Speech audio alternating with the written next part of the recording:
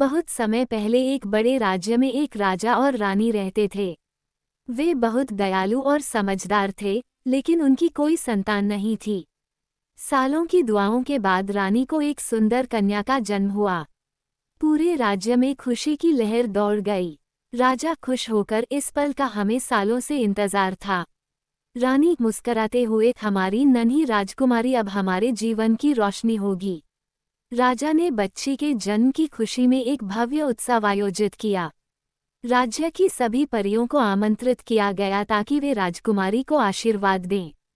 लेकिन गलती से एक पुरानी और क्रोधित परी को बुलाना भूल गए, जिसे सब डरते थे।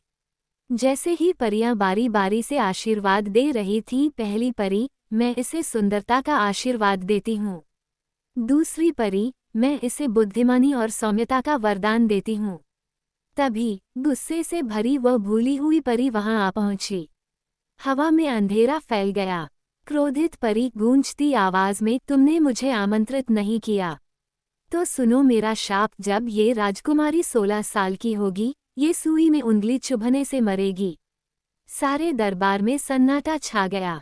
तभी एक और परी सामने आई, जिसने अभी तक अपना आशीर्वाद नहीं दिया था। आखिरी परी, मैं उसकी मृत्यु का शाप तो नहीं हटा सकती, मैं इसे बदल सकती हूँ। यह मरेगी नहीं, बल्कि 100 वर्षों की नींद में चली जाएगी और फिर किसी सच्चे प्रेम के चुंबन से जागेगी। राजा ने उसी दिन पूरे राज्य से सभी सुइयों को नष्ट करवा दिया। लेकिन भाग्य को कोई नहीं टाल सकता। 16वें जन्मदिन पर राजकुमारी महल में घूमते हुए एक पुराना कमरा खोलती है। वहां एक बूढ़ी महिला चरखा चला रही थी।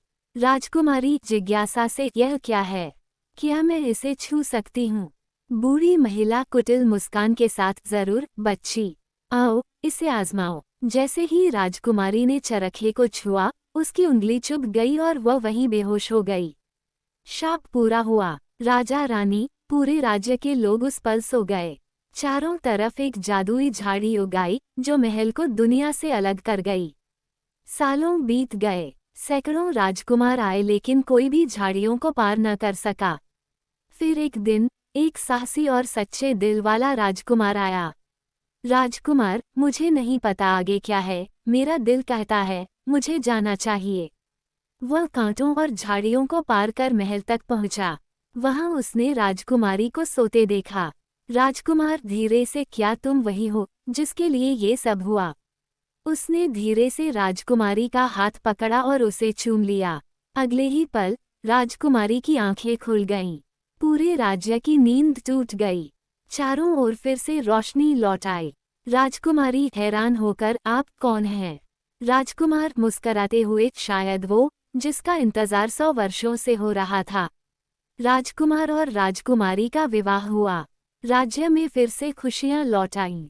स्लीपिंग ब्यूटी की कहानी से सीख, ये कहानी हमें ये सिखाती है कि सच्चा प्रेम किसी भी शाप को बदल सकता है और धैर्य, साहस व अच्छाई के साथ हर बुराई को मात दी जा सकती है।